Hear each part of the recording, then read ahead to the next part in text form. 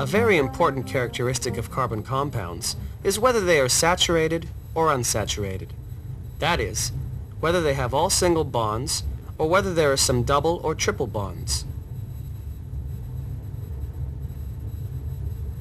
We are going to test this by reaction with bromine dissolved in water. Unsaturated compounds react with bromine. We are going to use hexane, which is a saturated compound, meaning it has all single bonds in it. Then we will use cyclohexane, which has one double bond, making it unsaturated. And we will use 1-heptine, which has a triple bond in it, so it is also unsaturated. Then we'll test a commercial product sold as polyunsaturated oil. Polyunsaturated means it has many unsaturated bonds, or double bonds, and we will see whether it reacts with bromine in the same way as our known unsaturated compounds.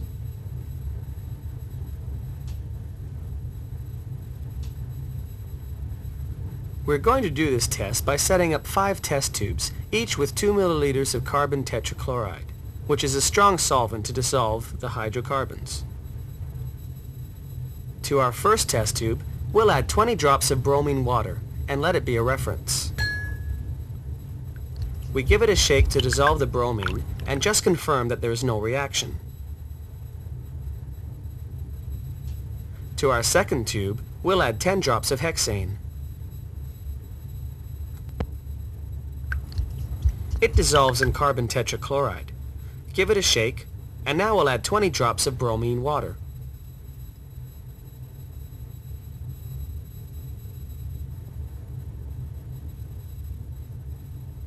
Shake it again.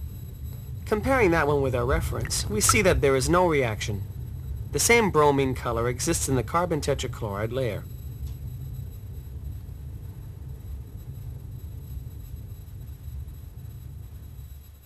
As we see here, the hexane is fully saturated and is completely bonded by hydrogen atoms.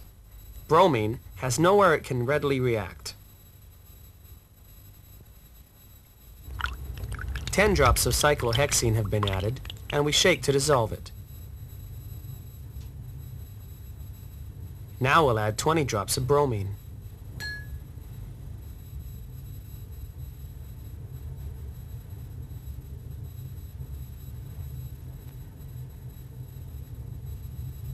We give this a shake to see if the compounds react.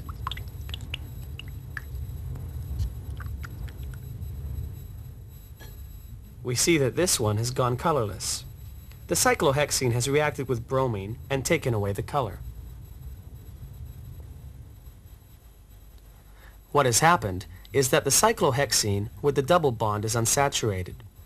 The bromine is able to react by breaking the double bond and forms 1,2-dibromocyclohexane. Next, 10 drops of 1-heptine have been added to carbon tetrachloride and dissolved.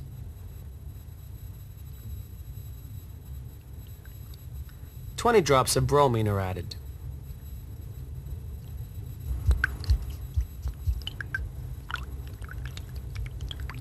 We need to shake this one a little longer, because although it seems to be reacting, it is a bit slower than the hexane.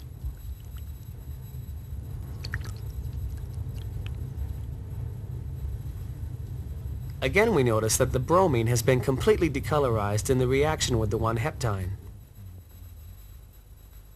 The triply bonded 1-heptine reacts with bromine to form 1,2-dibromoheptene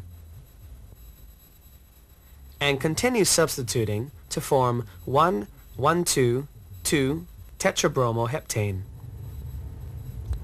Finally, we have added 10 drops of polyunsaturated oil, and we need to shake this vigorously. It remains slightly turbid because it is not fully soluble in the carbon tetrachloride.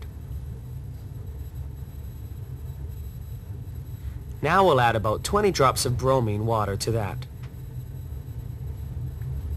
Give this a good shake, and again the bromine water is completely decolorized.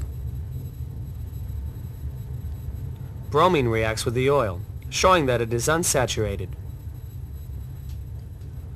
So as we have seen, bromine is a useful reagent for determining saturated and unsaturated compounds. We used our reference of carbon tetrachloride with bromine water to show alkanes are saturated because there is no reaction. Then alkenes and cycloalkenes, alkynes, and finally our vegetable oil were all confirmed as being unsaturated.